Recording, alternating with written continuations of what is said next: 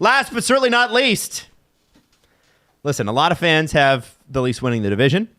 A lot of experts have them winning the division. A few have them the top 5 teams in the NHL, and a few more say, hey, they could win the President's Trophy. Can't knock their regular season track record. Leaf fans don't really care about any of that. They don't care about a President's Trophy. No. We want a deep run in the playoffs. Yep. And it looks as though this year they may have finally taken some steps to make the deep run in the playoffs. Yes. But this is a regular season preview. So last year they finished second with 111 points. What are their betting odds this year in terms of total points? So betting odds, sportsbooks love to exploit Leafs fans. So I'm going to say 111. Okay, Jesse Blake. 0.5.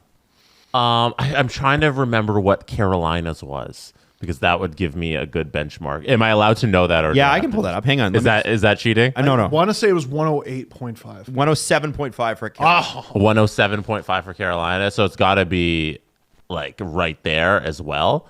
I'm going to say 107.5. Oh, I wish you'd gone down 1 point. 106.5. Yeah. You are really good at this. It's kind of weird. Jesse Blake Sportsbook coming soon. The big stories this year, the big stories this summer at least, obviously with Dubas leaving, is that they got a fresh pair of eyes kind of running. And the staff basically stayed the same. Scouting staff, GMs, couple of assistant coaches changed. But the player additions are very, very interesting. Bertuzzi, Klingberg, Domi, Reeves. We're going to go through all of them first. Tyler Bertuzzi, what does he bring to this lineup, and specifically Matthews and Marner? Man, the most chaotic energy of any player in recent memory. Like, you watch that guy play hockey, you're like, who dressed you? The way his the skate tongues, the tongue on his skates, the long hair missing too. We haven't had when was the last time the Leafs had a flow like that? Oh, it's been a while. Maybe Tyler Bozak? No, he had a flow for a bit. Yeah, he did. It was a brief period, flow, but it was Tyler good. Flozak. Did you mention the no stick tape? No stick because tape. It doesn't matter. I keep telling you guys, stick tape doesn't matter. No, it does matter. He's just a crazy man. You signed almost exclusively guys with missing teeth. You're agreeing Bertuzzi, with the crazy Domi, person. Klingberg. Yeah. Domi can, like, all of those guys could easily just fix their teeth, but they're like, I'm rocking this look. Exactly. I mustn't. Yeah.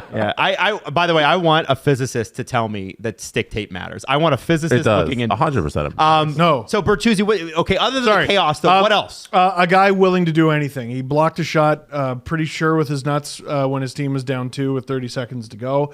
He'll crash the net. I think the Leafs want to generate more playoff style goals. It's been a priority of Sheldon Keefe's for years now. They're going to get shots on from the point. That's why they went out and got Klingberg, and they're going to get guys to bang him in, and Bertuzzi's going to be at the forefront of that. You just mentioned Klingberg. I said this a couple podcasts ago about how excited I am that they have a different weapon from the blue line. Guys, Jesse, Steve, how much does that give the Leafs? I know it sounds stupid because Klingberg has some terrible defensive metrics on an abominable franchise last year.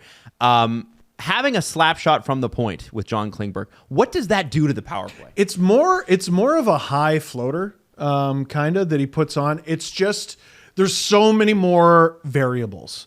It's more likely to get to the net, I think, than something that's thrown on from along the ice. It's so much more likely to get deflected and be at someone's feet for a rebound. And it's just another weapon. Like I like the way that you put it.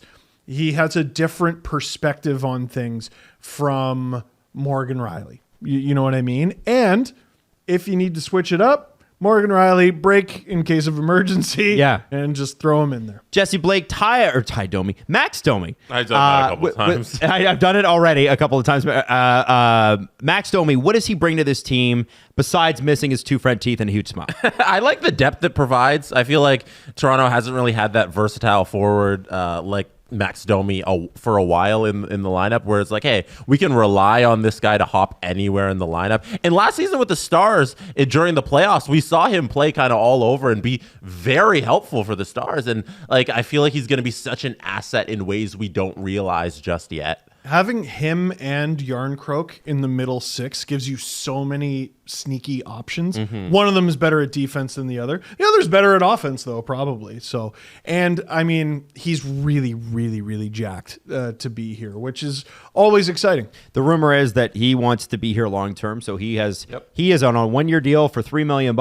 It's a prove it deal, and if it works out, then from what I've heard from Montreal Canadiens fan, I remember Mark Dumont actually tweeted me. He's like, "Get ready. He is extremely entertaining for the good and for the bad."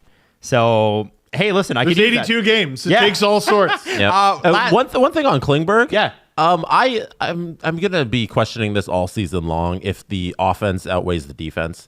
I wonder if his defense is so bad that no matter what offense he's going to provide, it's going to be a net negative for the team. That's my concern about Klingberg. I mean, I think we can exaggerate things. Like, I bet his defense is better than we think, and his offense is probably not as special as we think. It'll probably be somewhere in the middle. But are we into the positive or the negative impact on the team? I don't know. Great question. As long as it's just neutral. That's what I'm hoping for Klingberg. Does that make sense? Yeah, just don't be a drag on it. And like, if you're not in the lineup opening night, who cares? Yeah. Like, there's so many guys. Because he had a strain of something. Yeah, Benoit in the preseason game the day before we're recording this might have taken himself out of contention, but like, you got Lagesson. It sounds like Timmins is going to be out for a while, but you have enough options. Like, even with a Max Lajoie, you'll be fine. Every team has their Justin Hall, their Jake Gardner, and I just am waiting for it slowly to morph into one of these guys, and it might be. So you think it'd be Klingardner?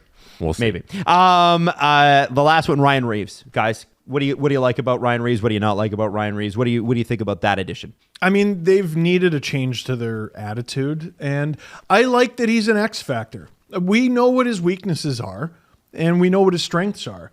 But some people would argue his weaknesses are hockey. Jeez. Yeah. And I like it. I like the signing. I'm just saying there are a lot of people out there saying that. But people need to stop ignoring the fact that not hockey is a huge aspect of hockey.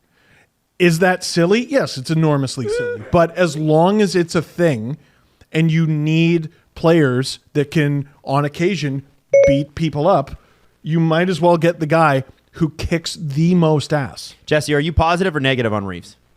I'm a positive. I think it's a positive addition because you don't have to play him. I think everybody's like, oh, Ryan Reeves is going to be so difficult to have on the ice and everything, but they don't need to put Sheldon Keefe doesn't need to put him in the lineup. And I think if we're talking about net positives and net negatives, what Ryan Reeves brings on the ice in terms of physicality and intensity and what he brings off the ice overall for an organization, having him around is so good. This team needs a jolt. Like, the top guys aren't the vocal guys, so they need to bring in characters who can be the vocal guys in this locker room, and Ryan Reeves is one of them, and he's going to be such a help just getting this team together as one unit. One of the guys that has brought energy on the other side, the young, hungry to make the team energy, is Fraser Minton. He's 19 years old. He's playing center. William Nylander experiment at center is over. And he's been playing with Nyes and Yarncroke. And there has been a lot made of what these two, who are trying to establish themselves in the NHL, bring to this team playing together. What have you seen? If Fraser Minton makes this team, because we still don't know for sure, he is going to play again this weekend. What do you think about Fraser Minton as a Toronto Maple Leaf regular? I mean, we talked about the pace car earlier in camp, and earlier in camp it was Easton Coward.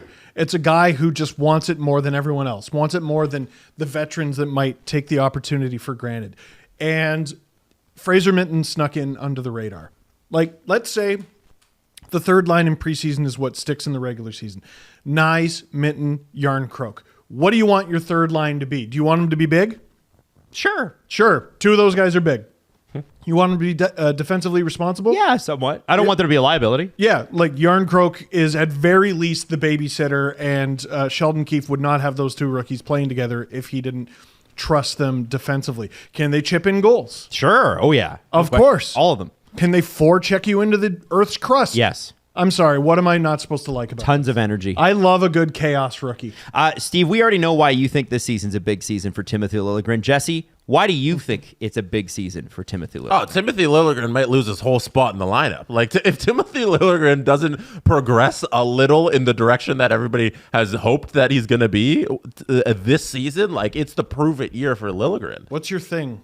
I want him to establish a thing And also be better in front of his own net. He has to seize his place in the lineup because the Leafs have proven that they're going to stack the defense with lots of guys who can switch in whenever they need it. That was the Connor Timmins acquisition. Gio's going to be in and out of the lineup because of his age, and they just need bodies. And Timothy Liljegren, if he wants one of these spots in the top 6, needs to take it. He's a guy that I think plays excellently within the system, like within the process. As soon as the system breaks down and there's a little bit of chaos, he's lost. He's got to figure that out. The other thing, and I'm going to run us long on purpose, just so you guys know. I know where the time's at. It's not allowed. Underrated. I know it's supposed to be a 10-minute preview. It's turning into a 13-minute preview. What's the point of the bit? What's the point of the 10 minutes? I apologize. I will kiss it. Why is this season a big one for, and no one's talked about this yet, Mitchell Marner? Because he's eligible for a contract extension on July 1st, 2024. What do you Can't wait to talk about that again. I know. What do you expect from him for that?